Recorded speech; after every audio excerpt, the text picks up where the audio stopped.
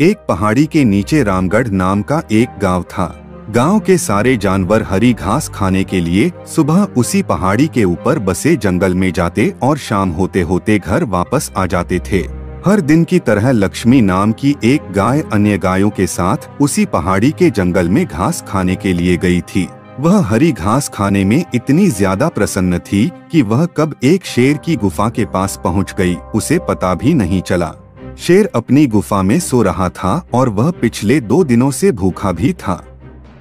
जैसे ही लक्ष्मी शेर की गुफा के पास पहुंची, गाय की खुशबू से शेर की नींद खुल गई। वह शेर धीरे धीरे गुफा से बाहर आया और गुफा के बाहर गाय देखकर खुश हो गया। शेर ने मन ही मन सोचा कि आज उसकी 2 दिनों की भूख मिट जाएगी।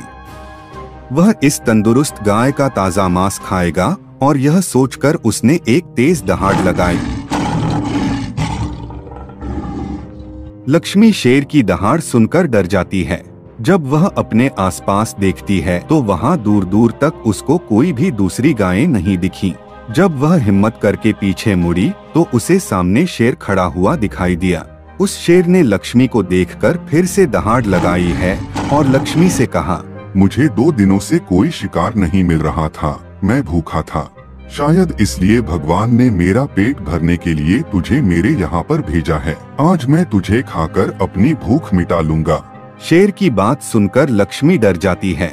वह रोते हुए शेर से कहती है, मुझे जाने दो, मुझे मत खाओ। मेरा एक छोटा बच्चा है जो अभी सिर्फ मेरा ही दूध पीता है और उसे घास खाना अभी तक नहीं आया है। लक्ष्मी की बात सुनकर शेर हंसते हुए कहता है, तो क्या मैं अपने हाथ में आए शिकार को ऐसे ही जाने दूं? मैं तो आज तुझे खाकर अपनी 2 दिनों की भूख मिटाऊंगा। शेर के ऐसा कहने पर लक्ष्मी उसके सामने रोने लगी और विनती करते हुए कहती है कि आज मुझे जाने दो।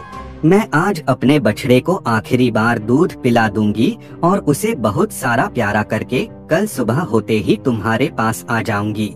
फिर तुम मुझे खा लेना और अपना भूखा पेट भर लेना।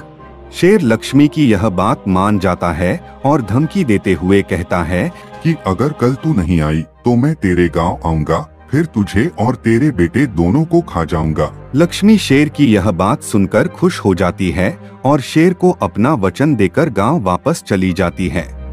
वहां से वह सीधे अपने बछड़े के पास जाती है, उसे दूध पिलाती है और बहुत सारा प्यार करती है।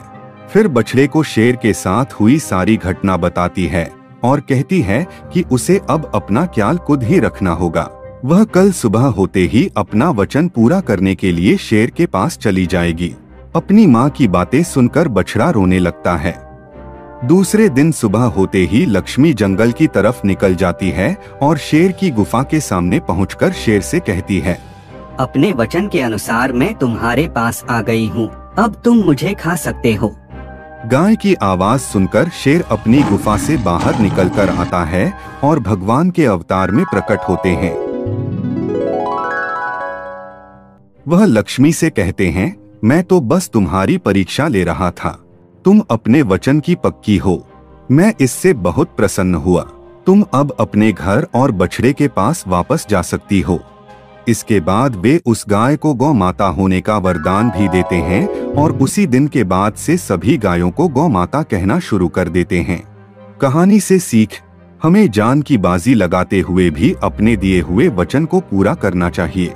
यही हमारे दृढ़ व्यक्तित्व को दर्शाता है।